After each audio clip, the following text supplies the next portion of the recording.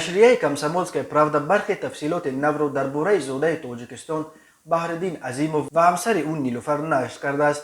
اسم این اویله زادگان تاجیکستان هفته گذشته در پی در شهر نیژنیوارتوفسک در حالت خشم به طبیب پوست کلینیکای احمد ولادیمیر ژیرناکلیف برای به همسر او گپ نوجو پرتافتنش حمله کردن بهردین در سرخط رسانه ها قرار گرفت. با گفته خویشاوندان بهردین، طبیب به نیلوفر فشار آورده مجبور کرده است که بدن او را معاینه کند. به بالای این طور خویشاوندان و هم خود بهردین در بازپرسی میگوید طبیب گویا نیلوفر را توصیف کرده است که پوست زیبا دارد و برای پوشیدن حجاب مذمت کرده است که چرا تو این خلطه را بر روی کشیده. طبیب کامپلیمنت در مورد پوست زیبا را تصدیق میکند ولی میگوید در مسئله حجاب به نیلوفر چیزی نگفته است. بهردین عظیموف از اسفره تاجیکستان بوده. نخستین شده عمک او هنوز سال 1985 به نیژنیوارتوفسک کوشیده در چای نفت کار میکرد. پدر و مادر بهردین سالهای 90 به روسیه کوچیده اول در شهر رادوژنی زندگی و کار میکردند و سپس به نیژنیوارتوفسک آمدند.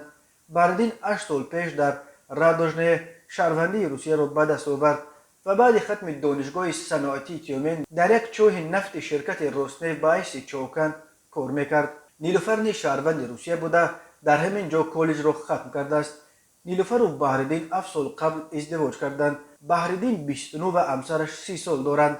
همسبقان نیلوفر میگویند که او در دوران تحصیلش در کالج دیندار سخت نبود و تا زمان ازدواجش حجابم نمیپوشید. ماریا یک همسبق نیلوفر به کمسمولسکای پراودا گفت او پیشتر یک دختر عادی بود. من با او نزدیک بودم. درباره دین و خدا پیش گپ نمیزد و حجاب هم نداشت. من نمیتوانم قضاوت کنم که بعد ازدواج او چقدر تغییر یافت.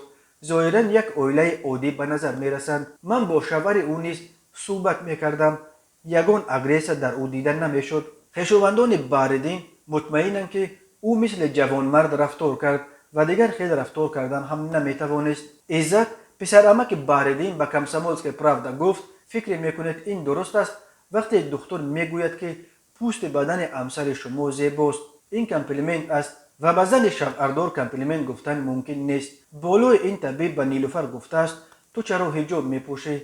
این برانگیختن کینه و عداوت قومی و دینی است. حالا باشد همه گناه را به گردن برادر من بار کردند. حالا آنکه وی گناه ندارد درست است که او نباید به سر دختر مشت میبرداشت ولی هر جوانمرد حقیقی چنین رفتار میکرد چون که همسر وی از دختر خواهش کرده است که او را یگان دختر زن معاینه کند ولی وی رد کرده است و وقتی نیلوفر پرسیده است که او میتواند به یگان کلینیک دیگر مراجعت کند وی گفته است که البته میتوانی ولی در جای کارت مشکل ایجاد میشود.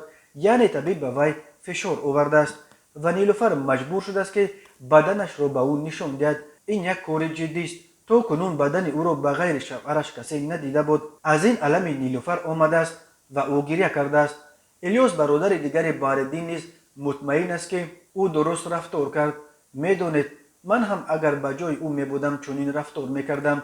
در ما کامپلیمنت گفتم به زن شوهردار اصلا ممکن نیست. برادر من در عموم یک آدم آروم و با تمکین است ولی اینجا وضعیت چنین شده است که او دیگر خیلی رفتار کردن نمیتوانست. دادگاه شهر نیژنیوارتوفسک روسیه روز 25 سپتامبر همچون چاره پیشگیری بهردین عظیموف زاده تاجیکستان را به لطوکوب یک دختر برای به زن او گپ نوجو پرتافتنش عیبدار می شود.